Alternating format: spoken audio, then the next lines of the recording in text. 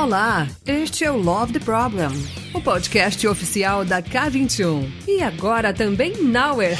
Evolução contínua de pessoas e organizações. Com carinho, toda semana para você.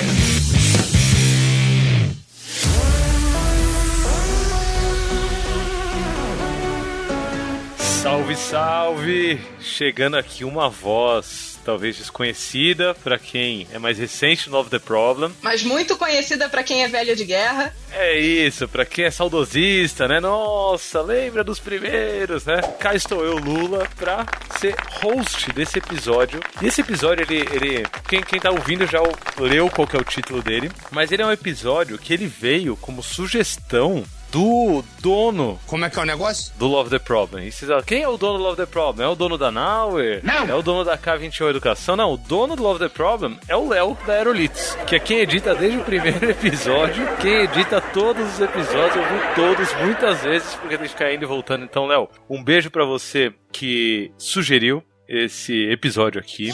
E o tema dele é polêmico. O ponto principal, antes de apresentar até quem tá comigo, vocês já ouviram aí, vocês já identificam pela voz, mas antes de identificar quem tá comigo pra falar sobre esse assunto, eu quero falar do assunto, que é uma matéria que saiu na Startse. Não foi só na Startse, né, mas na Startse é o que a gente tá usando como base aqui. E o título dela é: Desenvolvedores não codificarão mais em 2 anos, diz CEO da Amazon Web Services. É legal que eles não põem nem AWS, né, tipo, Amazon Web Services. Antes de começar a morder essa isca, né, porque claramente é uma isca, assim, já vou começar a dizer, é isca, isso daqui é isca. É uma cilada, Bino.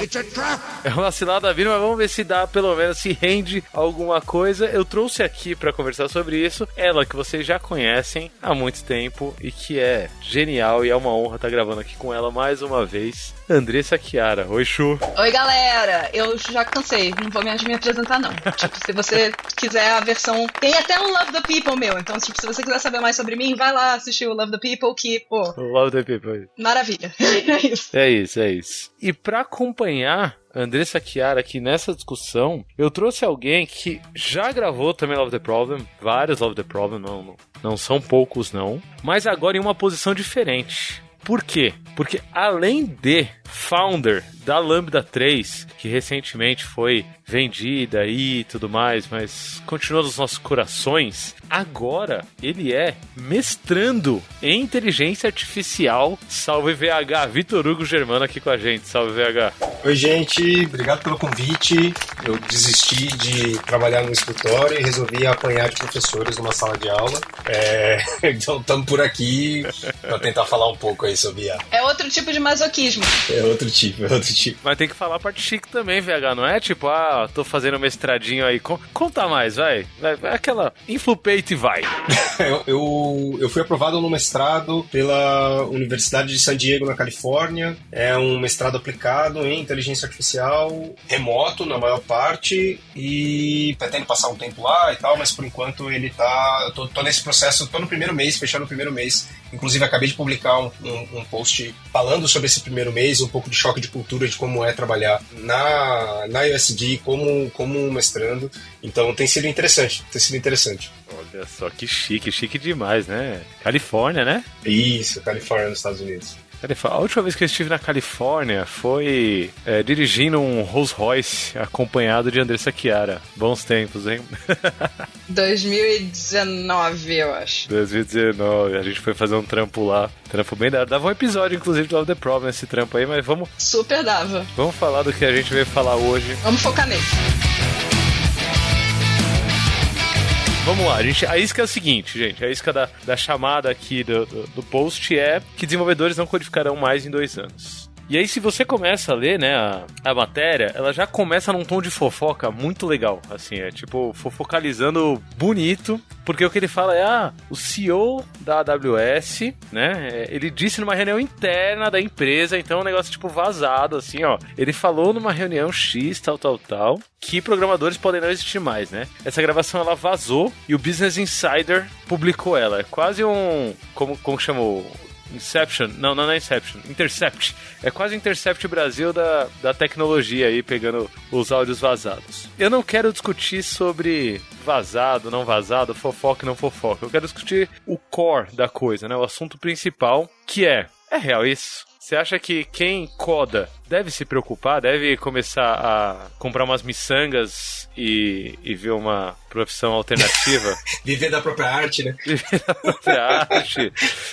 Qual é que é? O quanto de fumaça tem nisso e o quanto tem de fogo? Ô Lula, deixa eu só fazer um comentário, porque eu acho que é importante a gente levar em consideração como essa notícia apareceu, o que ela representa, né? Não é uma teoria da conspiração, mas para mim isso é basicamente uma peça de marketing, né? Vazou, gravada, uma conversa de uma mega liderança dentro de uma empresa que vende ferramentas de inteligência artificial, que vende ferramentas de treinamento de inteligência artificial, de que no futuro não teremos mais desenvolvedores e a vida vai mudar e tal. Então é bem importante a gente entender e ficar atento a quem diz que vão acabar os devs, né? Quem são as pessoas que mais vendem essa ideia de que no ambiente de desenvolvimento vai ser acabado, de que programadores vão ser substituídos? Porque, para mim, tá claro um mega interesse por trás disso, né? E é um interesse especulativo. A gente, de maneira geral, não sabe ao certo como que vai acontecer essa transição para um uso muito mais incorporado de inteligência artificial nas ferramentas de desenvolvimento. A gente sabe que vai ter impacto, mas quem tá cantando vitória nesse momento são vendedores de ferramenta, né? Eu já disse isso uma vez, vou repetir, né? Que na corrida do ouro da inteligência artificial, quem ganha dinheiro é quem vende pá. E quem tá falando que os devs vão acabar são vendedores de pá. Então, é importante entender. Você vai ouvir o CEO da NVIDIA, o Satya Nadella, o CEO da AWS, o Mark Zuckerberg. Você vai ouvir muitos desses vendedores de ferramenta, né? O Sam Altman da OpenAI, falando nesse contexto, tá? De uma maneira super tentando hypar completamente as ferramentas que a gente sabe que estão nesse momento dentro de um mega desafio, que é um buraco sem fundo de dinheiro, sem necessariamente um retorno evidente, né? Então, assim, só pra... Depois aí a gente aprofunda, mas eu queria deixar essa opinião aqui, que esse artigo aí deu o que falar nas últimas semanas. Ô VH, antes de ouvir a Chu sobre isso, eu queria só fazer um comentário sobre o seu comentário,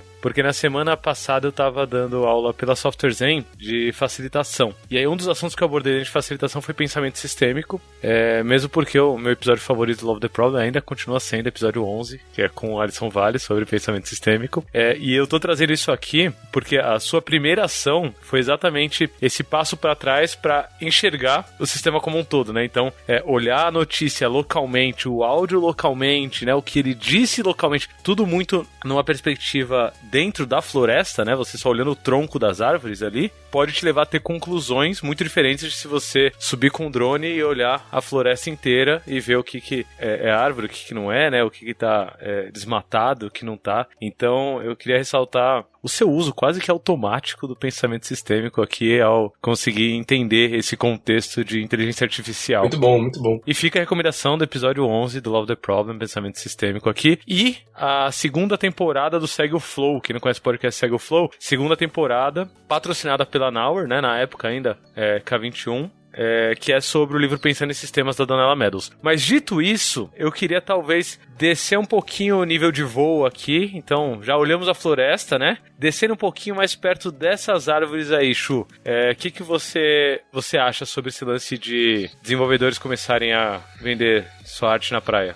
Tá, eu vou colocar alguns pontos e aí a gente pode ir aprofundando nesses pontos ou em outros à medida que a gente for conversando, tá? Meu primeiro ponto eu não ouvi esse rebuliço todo quando começou a surgir low code e no code, porque no final das contas não é tão diferente, certo? Então vamos começar a deixar isso aqui claro. Quando a gente fala da ideia de low code e no code, a princípio, apesar das soluções serem um pouco diferentes, a premissa é a mesma. O problema sendo resolvido é o mesmo, né? Exatamente. Você tem uma interface entre um ser humano que não sabe codar e o código.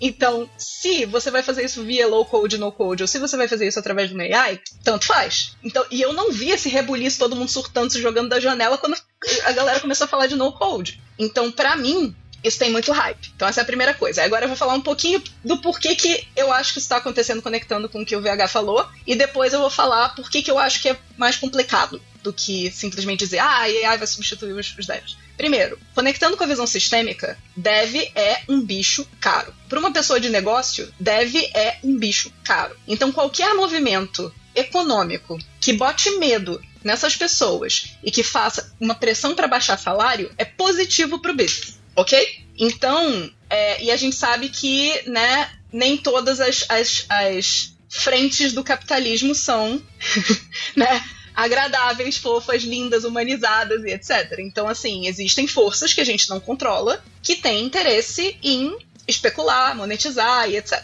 Então, a gente tem que levar isso em consideração nesse cenário. E a terceira coisa é que eu adoraria que fosse viável as pessoas entenderem o suficiente de lógica, e eu não tô nem falando de lógica de programação, eu tô falando só lógica. Sem a programação, só a parte da lógica. Eu adoraria que as pessoas tivessem letramento lógico a ponto de conseguirem dialogar de forma eficaz com uma AI. Porque se elas tivessem esse letramento lógico, e aí a gente tá falando da educação de base das pessoas, naturalmente a gente não teria tanto problema de negócio na hora de criar aplicações. Porque muito do desperdício que a gente tem hoje em dia na hora de criar essas aplicações é problema de comunicação lógica, certo? Então, tem um meme que apareceu de que, cara, a gente não precisa ter medo que a AI vai substituir os seres humanos, porque, principalmente os devs, porque, assim, a galera de negócio não sabe pedir, nunca soube pedir. E eu tô falando como uma pessoa de negócio, veja bem.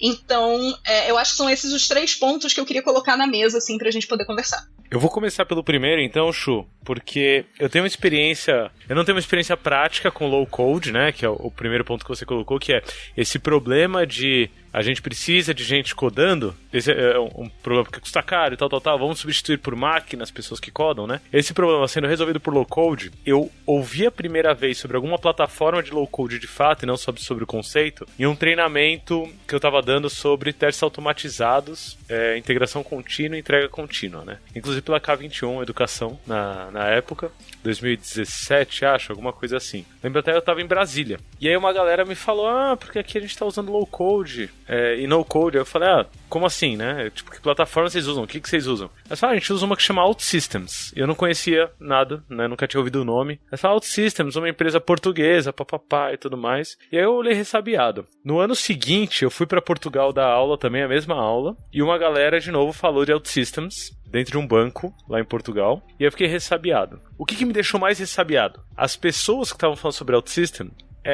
e que tava elogiando, eram as melhores alunas na sala. E aí eu falei, opa, ó que interessante. E o treinamento não era de low code, o treinamento era de código mesmo, né? De testes automatizados com a gente codando em várias linguagens durante 3 dias e tal. E a galera era muito boa, a galera que tava elogiando OutSystems. Aí eu falei, tem um cheirinho interessante aqui no ar, né? Tipo, não é que a plataforma de low code veio pra substituir uma galera boa, né? Que vai ter que arranjar outra coisa pra fazer da vida. Essa galera, ela tá tirando proveito dessas tecnologias pra ir além, né? Isso eu tô falando de OutSystems lá atrás, 2018, 19, por aí. Isso. Até agora eu não encontrei ninguém que tivesse metendo pau em OutSystems, tá? Se for o caso de alguém que tá ouvindo esse episódio aqui, conta pra nós lá no canal, pronto. A gente tem um canal no Telegram, Love the Problem. Entra lá no canal do Love the Problem no Telegram. Sei lá como vocês acham esse canal. Tô aqui só de convidado. Alguém conta, o Léo vai botar aqui algum jeito de vocês chegarem no canal. Mas conta pra gente sobre essas experiências com OutSystems pra eu saber se é exceção ou se é regra. Mas partindo disso, eu queria jogar pro VH essa primeira bola que você levantou, Chu, porque o VH, ele assim como eu, ele não vem do viés de negócios, né? Ele foi adquirindo isso ao longo do tempo, convivendo com pessoas boas, assim como eu. Eu aprendi muito sobre negócios com a Andressa Chiara, mas ainda me considero um dev, né? Então, descendo muito pra árvore, assim, VH, pegando a árvore do código, aí a árvore do low code, a árvore da AI gerando código. Na prática, no dia a dia, pelo que você tem visto de AI, o que você tem estudado de AI, quando a gente pensa no quente mesmo, assim, da galera que tá ali no ponto, existe uma perspectiva de substituição? Um último comentário antes de te passar a bola. Eu tava fazendo agora, antes de entrar nessa gravação, eu tava tentando resolver uma zica pra workshop que a gente vai fazer na Agile Brasil, eu e Nathalie, e a gente vai fazer um Coding Dojo. E a gente queria fazer pelo celular, olha as ideias. Pelo celular a galera codando. E eu queria uma plataforma em tempo real, né, pra galera conseguir codar em vários celulares olhando pro mesmo código. E eu não achei, aí a gente tá resolvendo fazer pelo Google Docs. Olha a loucura, olha a gambeta, já começa bem com gambeta. E aí eu pedi pro ChatGPT gerar um código para eu rodar no Google Docs. Ele gerou, copiei, colei e rodou. Isso escala VH ou não? Ou fica só na minha gambeta do Google Docs? Putz, vamos lá, muitos assuntos aí. Eu acho que tem um ponto importante pra gente entender do tipo de ferramenta que a gente está falando, quando está falando do OutSystems e GeneXus e outras ferramentas de low-code, e o que a gente está falando quando está falando de ferramentas como o Curso, GitHub Copilot e as trocentas milhões de ferramentas que existem. Eu acho que tem um aspecto importante de ferramentas de low-code que é viabilizar e acelerar o processo de geração de código, boilerplate, seguindo arquiteturas que são extremamente bem definidas para que você possa se valer de low-code, né? Então, low-code não é uma tecnologia feita para que você possa gerar qualquer tipo de solução sem que você tenha uma interação direta, real, de desenvolvimento, né? Então, efetivamente, você vai usar... cada ferramenta tem um nível de low-code, até com low-code vai, né? Mas você eventualmente vai ter que acabar desenvolvendo algum tipo de integração e partes. E a maneira como você desenvolve para essas ferramentas muda para cada uma da ferramenta que você escolhe. Então, quando você está usando GeneXus é de um jeito, quando você está usando OutSystems é de outro. Mas a intenção aqui é exatamente de você ter essa ideia de um processo padronizado para geração de aplicações. Quando a gente está falando sobre as ferramentas de Copilot e a generativa, é um passo além disso, porque não é sobre padronização de geração de código, padronização de uso de ferramenta. A intenção não é essa. A intenção é uma intenção de ter um assistente, e esse é o termo que mais tem se usado hoje em dia quando a gente fala sobre esse tipo de ferramenta, é ter um assistente te ajudando a resolver os problemas que você precisa resolver através de geração de código, né? Então, as ferramentas têm objetivos bem diferentes, mas, infelizmente, o que vai ditar se ela está atrás de substituir os devs ou não é uma intenção técnica, é uma intenção de negócio. Então, a maior parte das ferramentas de Copilot ou de assistentes de código de IA generativa é decidido o direcionamento dela como uma decisão particular de negócio. Quando você tem lá o Devon, que pegou uma mega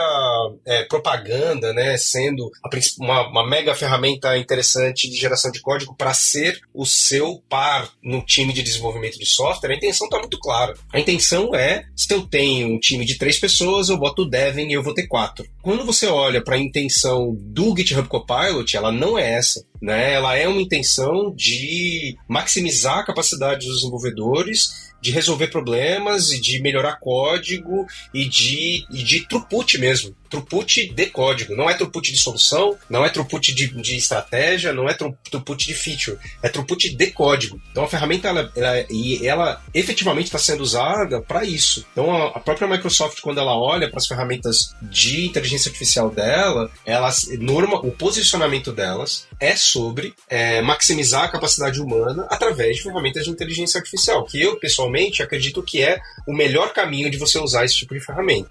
Mas, por trás disso, obviamente que existe uma intenção de viabilizar. Se eu tenho 100 devs hoje trabalhando com inteligência artificial, para fazer a mesma coisa, talvez eu precise de 20 ou de 80, mas não mais de 100. Tá? Então, existe uma força de eficiência que, no nosso caso, significa redução de headcount para gerar o mesmo tipo de throughput. Então,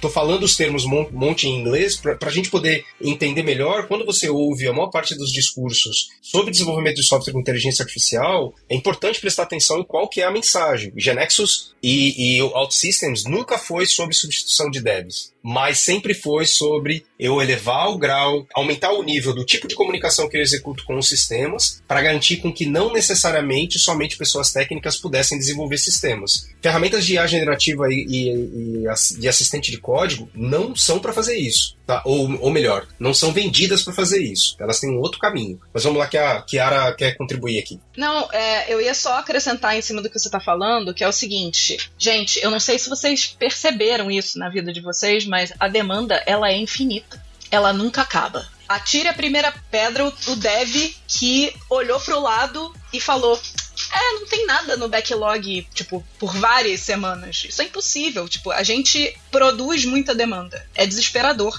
Então, essa pressão por eficiência, ela não precisa ser uma pressão necessariamente de redução de custo. Ela pode também ser uma pressão de aumento de capacidade produtiva com o mesmo custo que você tem. Agora, de qualquer forma, seja o desejo de redução de custo, seja o desejo de aumento de capacidade produtiva, o que a gente tem que pensar é: a galera não joga para perder. Então, para estar nesse ambiente, para estar nesse mercado, você tem que entender como é que as forças desse mercado estão atuando. E aí conecta muito com o que o VH acabou de falar, de qual é o tipo de venda que as pessoas estão fazendo. E o que eu enxergo do ponto de vista de negócio é muito uma crença, né, de que, cara, tech tá muito caro. Não dá para continuar gastando em tech o que a gente gasta hoje. E a sensação que eu tenho, mas aí não é para 2 anos. Eu acho que para daqui a uns 10 anos, aí a gente vai estar meio que, tipo, a forma que o desenvolvedor trabalha vai ter mudado o suficiente. Da mesma forma que antes eu fazia cálculo com um ábaco,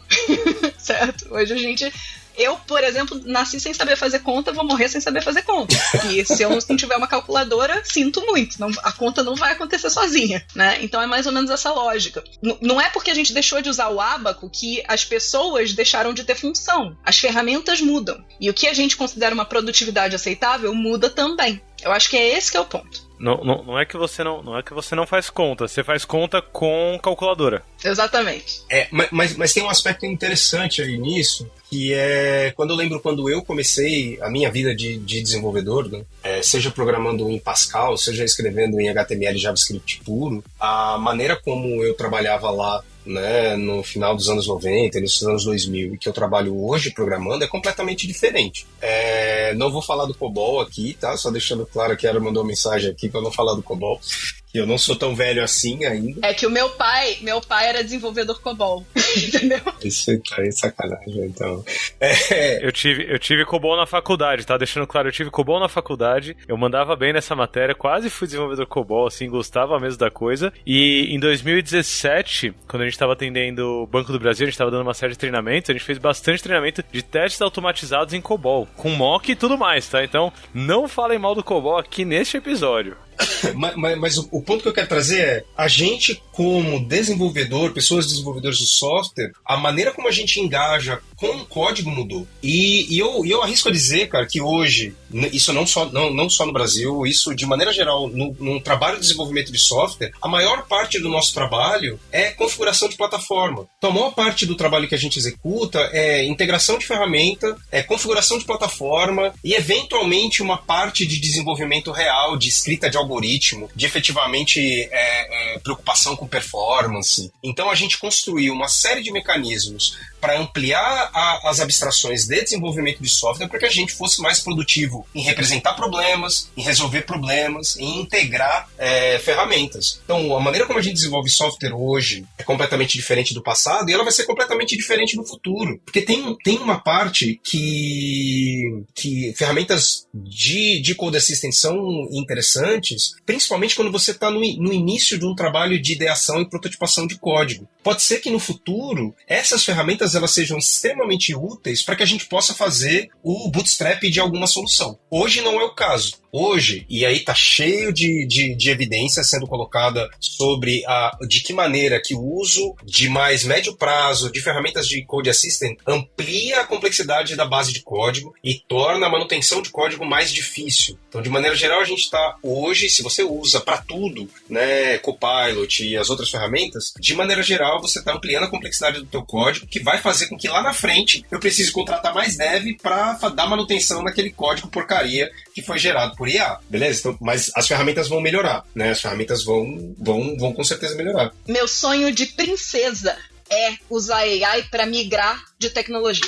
Isso a Amazon tá fazendo. Então, e aí tem uso que é incrível. Então, de maneira geral, se você precisa, que até tem um artigo mega interessante que o Martin Foley publicou essa semana, inclusive, olhando para IA generativa como uma maneira de geração de ideias para migração de código legado. Então, de que maneira que eu consigo pegar um contexto, né, de uma arquitetura extremamente complexa e dar caminhos para que ela possa ser direcionada. Então, pensa em essas ferramentas como grandes grandes ferramentas de ideação, que elas podem te apoiar na geração de código, mas no momento em que você passa a confiar cegamente nesse tipo de ferramenta, a tendência é que você quebre a cara no futuro. Exato. Tá? Então, por isso que o conhecimento de desenvolvimento de software é tão importante. Para você saber se aquilo que você está gerando e colocando em produção realmente funciona ou realmente é a melhor estratégia. Né? E aí voltamos para o letramento de lógica que a gente estava falando. Porque aí, gente, não é culpa da pessoa o que eu tô falando. Eu não tô dizendo que a pessoa é burra. Eu tô dizendo que quando a gente é ensinado desde o colégio,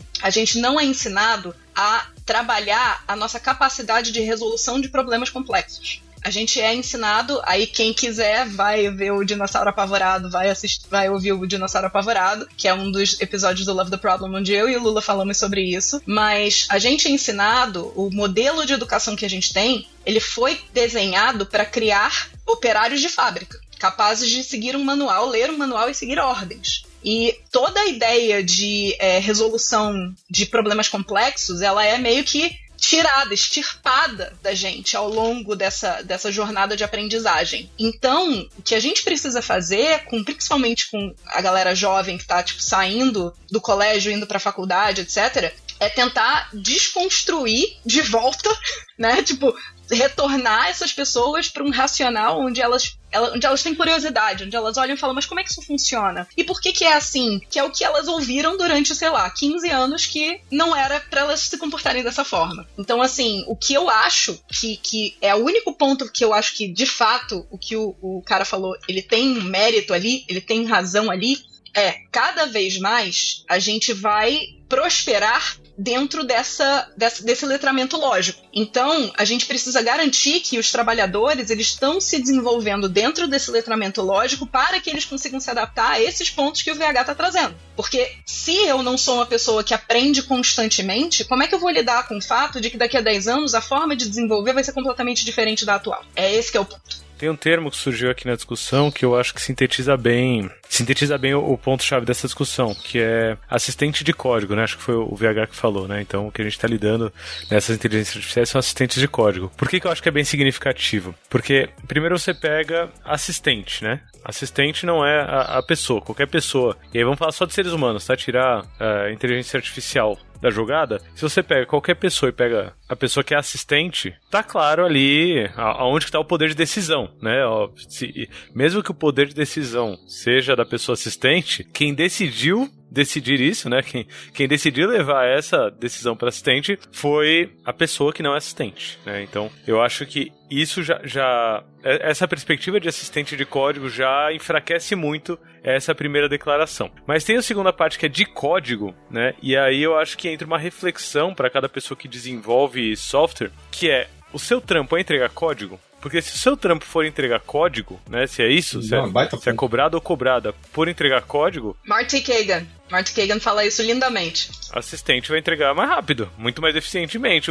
A capacidade da assistente de entregar código é maior. Tanto que esse projeto de migração de código, de migração de tecnologia, né? A Amazon mesmo estava falando outro dia. Sei nem se era esse mesmo humano aqui, que aparentemente, não sei se ele vazou de propósito ou não, né? Mas a Amazon tá querendo, tá aí no buzz, tá na hype, mas eles estavam falando de ter migrado de Java, sei lá que versão que tá o Java. O Java deve estar na versão 2, não, brincadeira. Pro Java 18, as coisas. O VH também tá rindo porque também veio do mundo Microsoft, né? Mas essa migração de versão do Java, eles fazendo com assistentes, né? E com uma quantidade de revisões muito baixas pro todo ali. Então, assistente de código eu acho que é uma coisa para manter em mente, tá? Pra mim me parece. E aí a gente entra nessa perspectiva de educação que a Chu tava fazendo, e a gente gravou o Dinossauro Apavorado em 2021. É bem legal esse episódio, o Dinossauro Apavorado. A gente gravou faz uns bons anos, vale procurar aí no feed do Love the Problem. E desde então eu tenho me aprofundado bastante em educação. Essa foi uma decisão, né? Então, a galera tá fazendo a migração de carreira pra virar dev, né? Eu tô fazendo a migração de carreira pra não virar dev.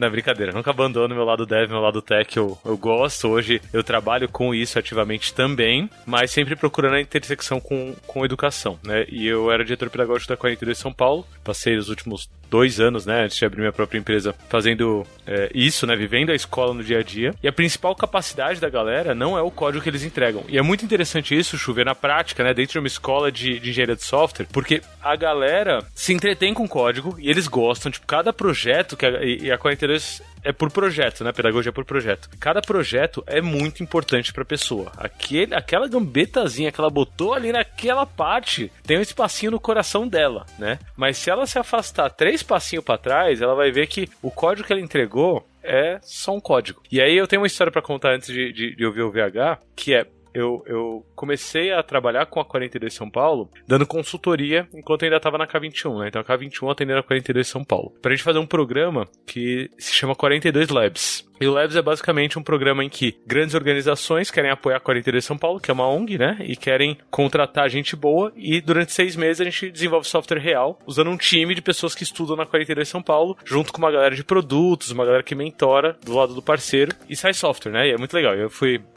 dar consultoria pela K21 porque a gente sabe como fazer sair software do outro lado, né? Basicamente isso. Me dá pessoas competentes aí que sai software bonito do outro lado. E aí uma das coisas que eu sempre batia na tecla desde o começo é, gente, a vida é muito curta pra fazer software inútil. Isso é uma frase que eu ouvi do Martin Fowler, se eu não me engano. Quando ele veio na USP em 2015, da palestra. E eu batia muito nessa tecla. Aí acabou a primeira edição do Labs. 3 meses depois, um dos principais devs que mandou bem pra caramba, vou até falar o nome da empresa que ele trabalhou junto, que hoje ele trampa lá, na Jus Brasil. Ele foi contratado pela Jus Brasil e ele decidiu abandonar a 42 São Paulo. Largar o curso. Aí eu falei, porra, por que você largou o curso, mano, né? Aí ele, não, queria falar com você mesmo, Lula, é porque eu ouvi uma frase de um mano e bateu em mim, porque na 42 a gente fica entregando esses projetos, né, um atrás do outro, projetos pedagógicos, e eu comecei a lembrar que um amigo me falou uma frase que a vida é muito curta pra fazer software inútil. Ele falou, eu prefiro gastar meu tempo fazendo software com o Jus Brasil. Aí eu falei, meu Deus do céu, não era isso, volta. Cada um tem seu propósito. Mas no final ele já era uma pessoa que tava dando 3 passos pra trás, entendendo que o papel dele não era só codar, né? Só tá ali fazendo código e batendo tecla. VH, depois dessa divagação toda, como que você aterriza isso? Posso dizer que 15 anos de consultoria, talvez eu não seja a melhor pessoa para dizer em não entregar software inútil, né? Porque o mundo da consultoria, ele é recheado de histórias de software somente para cumprir objetivos sem sentido estratégico, né? Tamo junto, me dá um abraço aqui, ó. Vamos chorar junto, lembrando dos bons tempos. Trazendo um ponto que pessoalmente eu acho importante aqui é de que, de novo, né, nessa experiência de consultoria, junto com a Lambda 3, junto com diversos outros clientes, né, e com um time grande de desenvolvimento de software de 200 pessoas, eu posso dizer assim, com total certeza, de olho fechado, que 80% dos problemas de projetos de software não são de software. Eles são de comunicação, alinhamento, relacionamento, priorização. O trabalho em si de desenvolvimento de software, de construção de produto, de lançamento de funcionalidades, ele não é um trabalho meramente técnico. Ele nunca vai ser um trabalho de meramente técnico. E seres humanos são infinitamente melhores a manter contextos complexos dentro das organizações e se organizar em grupos para resolver problemas. Inteligência artificial não faz isso. Code Assistant não faz isso. Gerador de código não faz isso. Quem faz isso somos nós. Se você é dev e basicamente você é medido por linhas de código por hora, talvez você tenha o teu trabalho desafiado com uma ferramenta que cospe mais linhas de código do que você. Mas se o teu trabalho tem o mínimo de complexidade que você precisa de alinhamento, conversa e relacionamento para resolver um problema, você está relativamente mais tranquilo no seu dia a dia de trabalho e talvez você tenha que incorporar novas ferramentas que tragam maior produtividade para a sua vida profissional. Quando a gente fala sobre desenvolvimento de software, quando a gente fala sobre engenharia de software, quando a gente fala sobre arquitetura de software, o trabalho de concepção, relacionamento e comunicação é o mais importante e sempre vai ser o mais importante. Então, tenham isso em mente quando você estiver discutindo com alguém sobre desenvolvimento de software. Por isso que lembrar, quem está trazendo a mensagem de substituição total de desenvolvedores, quem está trazendo a mensagem de fim do mundo geral de tecnologia, normalmente tem algum interesse que não está sendo declarado totalmente. Mas eu vou fazer um parêntese aqui. Conhecendo e já tendo trabalhado em projetos que tem esse tipo de impacto, não é a mesma coisa do que eu posso afirmar para outros tipos de trabalho. Trabalhos que são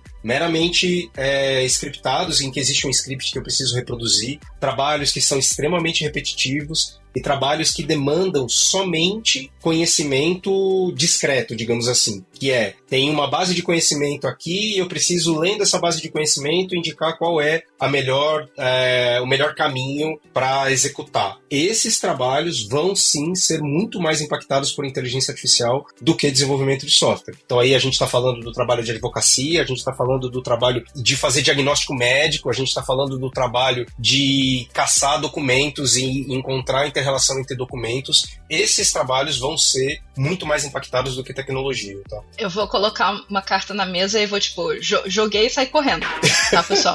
E eu falo isso, essa frase que eu vou dizer agora, eu falo isso desde 99, que foi quando eu fiz o meu primeiro curso ou 98, uma coisa assim, que foi quando eu fiz o meu primeiro curso de web design. Ok? Quando eu fiz o meu primeiro curso de web design, eu tive o meu primeiro contato com linguagem de programação, eu olhei para aquilo e eu falei: quem disse para as pessoas que isso é exatas? Não faz o menor sentido. Primeiro porque é linguagem. Se fosse exatas, qualquer um dev programaria, aí chegaria outro dev, olharia e entenderia perfeitamente o que o primeiro fez. Então, existe uma linguagem, existe um racional por trás, existe um storytelling do código. E isso é linguagem, e, portanto, isso não é exatas, isso é humanas. Então tá aqui a minha carta que eu joguei aqui no chão, saí correndo. Desenvolvimento de software não é de exatas, desenvolvimento de software é de humanas. Ele toca em exatas em alguns momentos, mas o core dele é de humanos. Eu vou pegar essa afirmação, Chu, para trazer uma história. Tem um final feliz, acho que é a história, mas em junho eu tava numa conferência na Itália, na XPConf. É uma conferência mais acadêmica do que de mercado. E a galera tava apresentando as pesquisas que eles estão fazendo em cima de AI, né? Assim. E aí teve uma das sessões que o pessoal tá fazendo live coding ali e eles botaram, o VH falou de comunicação, né? Aí, que é uma das coisas que é muito de humanas, né? Não é de exato, comunicação é muito humano. A galera colocou agentes, né, de inteligência artificial, bots, né, um robô para falar com o outro, para eles conseguirem chegar em qual história de usuário deveria ser criada. Basicamente isso. Então eles botaram um com perfil, sei lá, de stakeholder, outro com perfil de usuário final, outro com perfil de não sei o que. Botaram lá, tipo, briguem. Uhul! E aí depois no final me tragam a história, né? Quem tá com o papel de Product Owner aí, o botzinho que tá com esse chapéu, me traga a história. E aí eu falei, que interessante, né? Botar as IA pra brigar, achei interessante, né? Põe aí e tudo mais. E aí eles saíram com uma lista de histórias priorizadas. E aí o cara que tava palestrando, eu acho que era uma universidade, não lembro se era da Dinamarca ou da Finlândia. Eu vou queimar um país inteiro agora de graça, sem nem saber qual que é o país que é. Mas o cara falou assim, legal, e agora? Qual que é o próximo passo? Perguntou pra plateia, né? Qual que é o próximo passo? E aí, ninguém respondeu, todo mundo tímido na plateia, né? Aí eu levantei a mão e falei, o próximo passo é validar se isso acontece na vida real, né? Se o que saiu aí de priorização faz sentido pra quem tá aqui no mundo real. E o cara falou, não, eles já debateram o suficiente, eu já coloquei aqui bastante gente pra debater. Eu falei, não, cara, saí com isso, falei, mentira que a academia tá indo pra esse lado. Essa é a história triste, a parte feliz da história. Eu saí dessa sessão e encontrei o professor Alfredo Goldman, que é do IME, USP aqui, né, de computação aqui da USP, e eu falei, professor, eu vi isso daqui acontecendo lá dentro da sala, que é isso? É isso mesmo? A gente tá botando fé cegamente no resultado do que os geradores de Lero Lero fazem? Aí ele falou, não, cara, tudo que eu tenho visto de pesquisa significativa tá indo exatamente na contramão disso. Assim, é assistente de código, é assistente pra gerar coisas e a gente, né, a humanidade que toma a decisão. Eu falei, ufa, beleza, a vida voltou ao normal.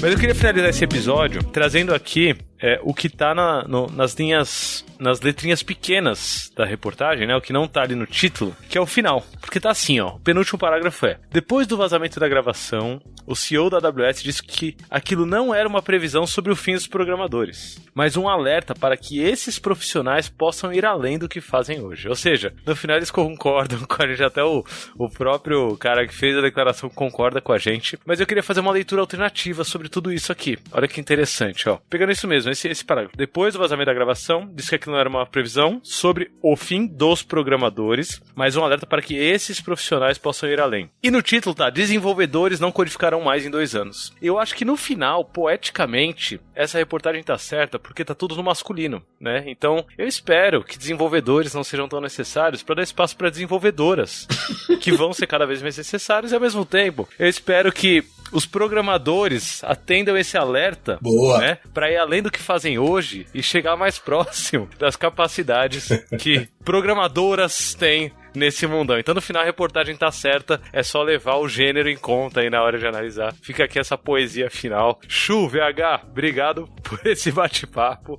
Acho que muito, muito bom, muito embasamento, muitas visões boas. Tomara que quem ouviu tenha gostado. O que vocês querem deixar aí de mensagem final? Eu vou jogar mais uma treta, mas eu não vou discutir a treta, que é a seguinte: eu não sei se a gente fazer divisões como humanas exatas e coisas do gênero é adequado dada a evolução da nossa cognição. Eu acho que isso é muito reacionário, por assim dizer. Então, eu acho que a provocação tem que ser a seguinte: se você é uma pessoa que desenvolve, fica a frase do Marty Kagan, né? Tipo, o desenvolvedor, ele não é uma pessoa que coda. O desenvolvedor é uma pessoa que transforma problemas complexos em soluções simples. E se você está usando, o que o Marty Kagan fala é que se você está usando os seus desenvolvedores para codar, você está desperdiçando mais de 50% da capacidade produtiva dessas pessoas. Então fica essa provocação para todo mundo aí. Turma, com esse barulho, e já antecipo aqui um autoconvite para um episódio sobre humanas e exatas dentro do contexto de tecnologia. Ó. Lancei a braba aqui, Léo. Faz acontecer. Você é o dono dessa porra toda aqui. Faz acontecer. VH, o que você deixa aí de mensagem final? Eu acho que talvez a skill para essa próxima década, né, o que você precisa aprender nessa próxima década para como profissional, como pessoa trabalhando dentro do mundo corporativo, como tecnologista de maneira geral, é o pensamento crítico, né? Então, que é unir o teu conhecimento com aquilo que você está vendo para poder tomar decisões mais acertadas, inclusive para descobrir quando você está sendo simplesmente enganado, né? Como a gente está, de maneira geral, toda vez que a gente está ouvindo uma série de propagandas maquiadas como se fossem previsões, maquiadas como se fossem fatos e futuros, quando na verdade a gente está só no meio de um grande tiroteio de especulação financeira. Como tecnologistas, como pessoas programadoras, como agilistas, como analistas, é importante que você conheça sobre o que está acontecendo no mercado, é importante que você tenha um conhecimento técnico, mas principalmente é importante que você tenha senso crítico para entender quando você está sendo enganado e quando as coisas parecem boas demais para ser verdade. Fica o convite para que vocês acessem alguns dos artigos que eu escrevi sobre inteligência artificial, principalmente um deles que fala sobre as promessas e as mentiras de inteligência artificial, que tenta trazer um pouco dessa visão mais crítica, né? Eu às vezes pareço crítico demais ao mesmo tempo em que estudo essa parada como uma forma de me preparar para o futuro. Então fica aí o convite. Obrigado pela convite aí para me trazer aqui para bater papo. Bem lembrado do Merchan, agora eu tô usando o LinkedIn, me sigam no LinkedIn que agora eu tô enfrentando esse monstro que é muito pior do que qualquer AI aí na vida.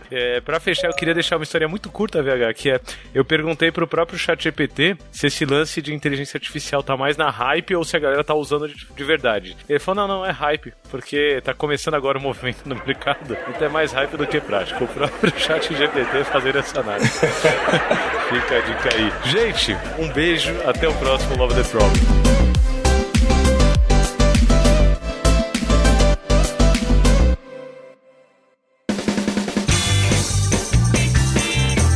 Este foi mais um episódio do Love the Problem, o podcast oficial da K21 e da Nowhere. Se você curtiu, compartilhe. Inscreva-se no seu agregador de podcast favoritos e espalhe conhecimento por aí. Procure por Love the Problem nas redes sociais e deixe seu comentário ou sugestões. Até o próximo!